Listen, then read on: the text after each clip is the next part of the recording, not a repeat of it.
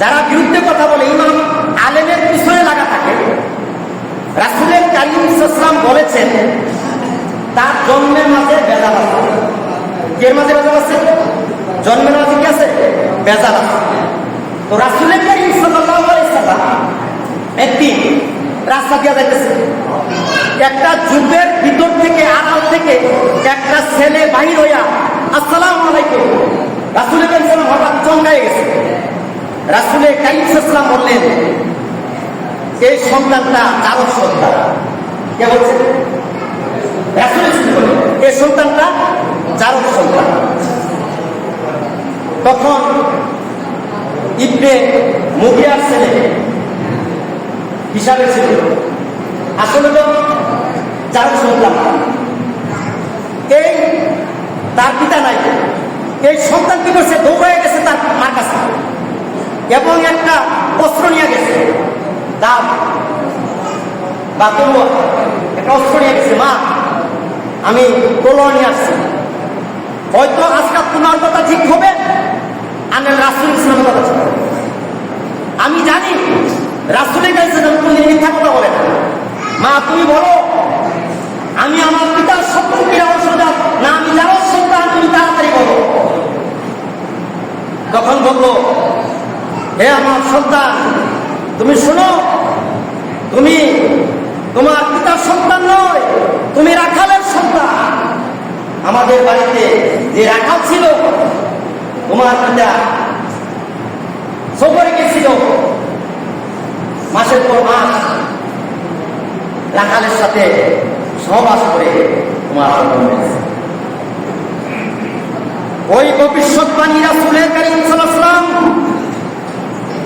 15,000 বছর আগে সেই কথা বলেছেন। আর আজকে যারা আলেমের বদনাম করে, আলমের দুষ্টটি খুঁজে তার জন্মের মধ্যে ভেজাল আছে। কোনো ভালো মানুষ কোনোদিন আলেমের পিছনে রাখবে না, কোনো ভালো আলেম কোনো মুসলিমের পিছনে রাখবে না, কোনো গীবত করবে না। কারণ কোনো ভালো মানুষ কোনোদিন গীবত করবে না, কোনো ভালো মানুষ কারোর পিছনে লাগে না। কারণ আমি যখন কাউকে বলবো আমি যদি দুষ্ট হই, খারাপ চরিত্রের হই, তাহলে আমি বলবো উনি খারাপ। এই এক আঙুল করতেছে উনি খারাপ, আর 3টা আঙুল করতেছে হুজুর তুমি খারাপ, তুমি খারাপ, তুমি খারাপ। 3 আঙ্গুল সাক্ষী দিতেছে তুই নিজের দিকে চা, তুই নিজের দিকে চা, তুই নিজের দিকে চা, তুই তার চাইতে খারাপ। বুঝতে পারছেন? এই জন্য কোনো ভালো মানুষ, কোনো ভালো মানুষ, কোনো ইমানদার কোনোদিন কারো দুষ্টুটি চর্চা করবে না, চুগলখড়ি করবে না, গীবত করবে না। যে গীবত করবে শুধু আলেমের না, কোনো মানুষের গীবত যদি করে, কোনো কাফেরের গীবত যদি করে, কোনো হিন্দুর গীবত যদি করে, দুষ্টুটি করা হারাম, হারাম, হারাম। আর আলেমের দুষ্টুটি যারা বলে এদের নিশ্চয়ই নিশ্চয়ই এদের জন্মের মধ্যে ভেজাল আছে, এরা জারজ সন্তান, এরা জারজ সন্তান। আমি আমার আলোচনা এখানে সমাপ্ত করলাম কবি নজরুলের একটা কবিতা দিয়ে। কার কবিতা? কবি নজরুলের কবিতা।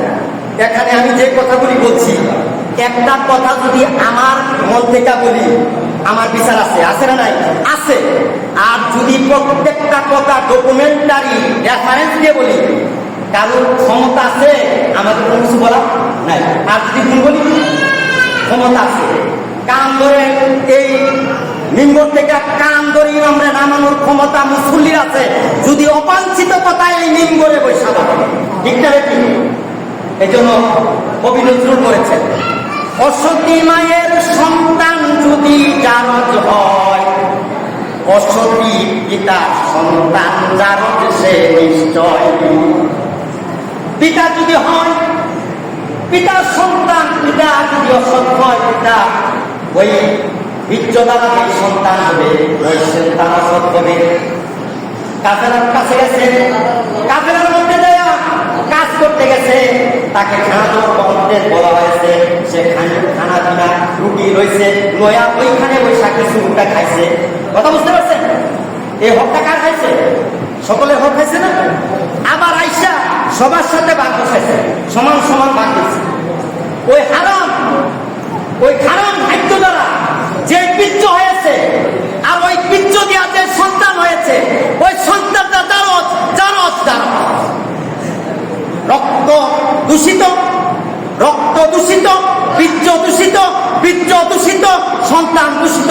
ওই সন্তান ভালো কাজ করতে পারে না। পিতাও ঠিক, মাও ঠিক, ওই সন্তান খারাপ কাজ করে কিভাবে? কথা বুঝছেন না? ডাকাতি করে কিভাবে? চুকুরখুরি করে কিভাবে? এই জন্য শেষ কথা একটাই, ওই কবি নজরুল যে বলেছেন, অসতী মায়ের সন্তান জারজ যদি হয়, অসতী পিতার সন্তান জারজ সে নিশ্চয়ই।